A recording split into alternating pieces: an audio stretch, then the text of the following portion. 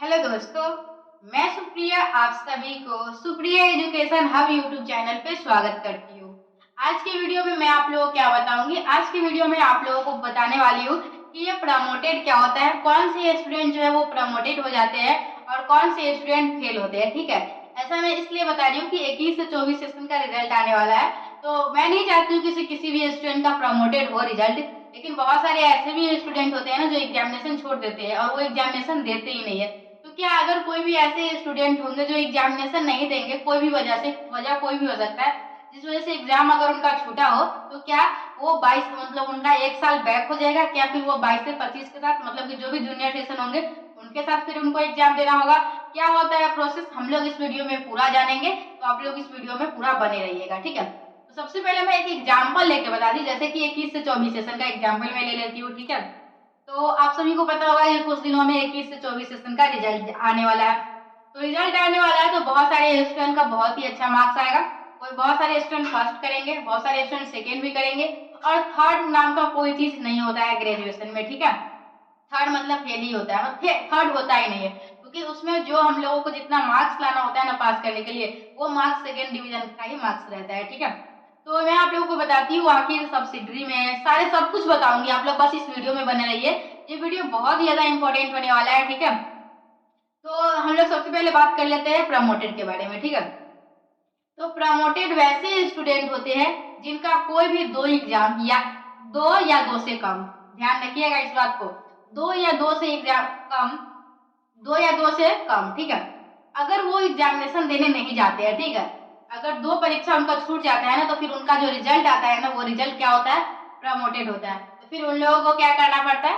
तो जो भी दो सब्जेक्ट का उनका छूट गया है ना, तो उसमें वो प्रमोटेड लग जाता है। तो फिर जब भी जूनियर सेशन का एग्जामिनेशन होता है, तो उसके साथ वो एग्जामिनेशन देना होता है, और जो प्रमोटेड वाला है जो भी सब्जेक्ट, बस उसी का एग्जामिनेशन देना होता है, सभी का नहीं देना होता है। ठीक है, तो जिस सब्जेक्ट में प्रमोटेड है उसका एग्जामिनेशन देना होगा और फिर उनका प्रमोटेड ठीक हो जाएगा। और फिर जब सेकेंड ईयर का एग्जामिनेशन का फॉर्म भराएगा, तो 21 से 24 के साथ ही भरना होता है, बस एक एग्जाम एक्स्ट्रा देना पड़ता है जो कि जूनियर सेशन के साथ देना पड़ता है, उनका सेशन बैक नहीं होता। ठीक है, प्रमोटेड वाले समझ गए। अब फेल क्या होता है? तो फेल वैसे स्टूडेंट होते हैं जिनका 3 से ज्यादा सब्जेक्ट में वो नहीं जाते हैं। ठीक है, और प्रमोटेड होने का एक और रीजन है, अगर दो सब्जेक्ट में आप लोग अब्सेंट किए तो प्रमोटेड होंगे, या फिर दो सब्जेक्ट में जो भी पासिंग मार्क्स रखा गया है ना, अगर पासिंग मार्क्स भी नहीं आता है दो सब्जेक्ट में, तो भी आप लोग प्रमोटेड ही कह जाएंगे। तो फिर उनके लिए भी वही कंडीशन को काम करना पड़ता है, फिर आपको एग्जामिनेशन देना होता है जूनियर सेशन के साथ और फिर अपना एग्जाम क्लियर करना होता है। ठीक है, और फेल कौन होते हैं? तो फेल वो होते हैं जिनका 3 सब्जेक्ट में वो पासिंग मार्क्स को नहीं ला पाते, वो स्टूडेंट फेल कर जाते हैं, 3 या 3 से ज्यादा। ठीक है, तो मैं आप लोगों को बताती हूँ किस सब्जेक्ट में कितना नंबर लाना होता है। तो सबसे पहले मैं ऑनर्स के बारे में बात करी हूँ, तो ऑनर्स में अगर आप लोग पास होना चाहते हैं ना, तो ऑनर्स में अगर पार्ट 1 की बात किया जाए तो आप लोग को 2 पेपर देना होता है, आप सभी को पता होगा।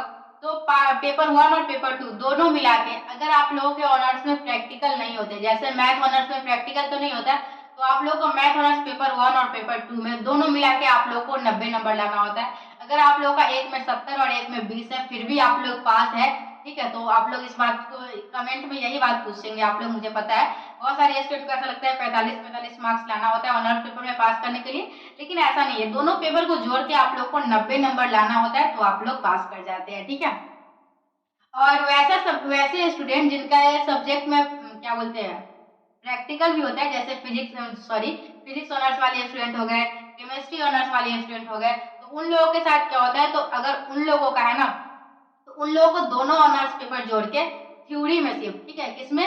सिर्फ थ्योरी में 67 नंबर लाना होता है, तो वो क्या होते हैं? वो पास कर जाते हैं। तो ऑनर्स अगर बिना प्रैक्टिकल वाला है तो 90 और प्रैक्टिकल वाला है तो 67, दोनों मिला के अगर एक में 30 है और एक में 37 है तो आराम से हो जाएगा पास। ठीक है, और एक में 20 है और एक में कितना है?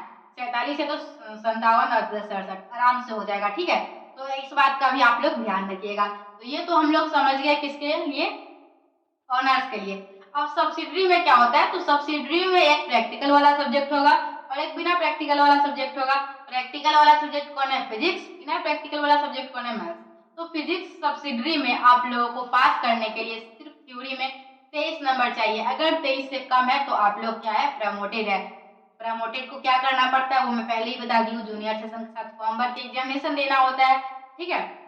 तो ये फिजिक्स सब्सिडरी जो भी प्रैक्टिकल वाले सब्जेक्ट है उसमें 23 लाना होता है, और जो प्रैक्टिकल वाले सब्जेक्ट नहीं है उसमें 33 नंबर लाना होता है, ठीक है। 32 या 33 ही ले लीजिए, ठीक है। तो 33 लाना होता है जैसे मैथ सब्सिडरी में। तो हम लोग ये सारी बातें जान गए। प्रमोटेड कौन होता है वो भी मैं आप लोगों को बता दी। अगर कोई भी ऐसे स्टूडेंट जिनका 2 या 2 से कम में पासिंग मार्क्स जो भी है, मतलब उनका अगर फिजिक्स सब्सिडी में 23 से कम आया है तो वो प्रमोटेड होंगे। दोनों ऑनर्स पेपर मिला के अगर उनका मैथ ऑनर्स है तो 90 से कम होगा तो वो प्रमोटेड हो जाएंगे। और हाँ, एक बार और बता दें, अगर आप लोग ऑनर्स में प्रमोटेड होते हैं तो आप लोगों को नेक्स्ट ईयर दोनों दोनों पेपर का परीक्षा देना होगा। इस बात का आप लोग ध्यान रखिएगा बहुत ही अच्छे से, ठीक है।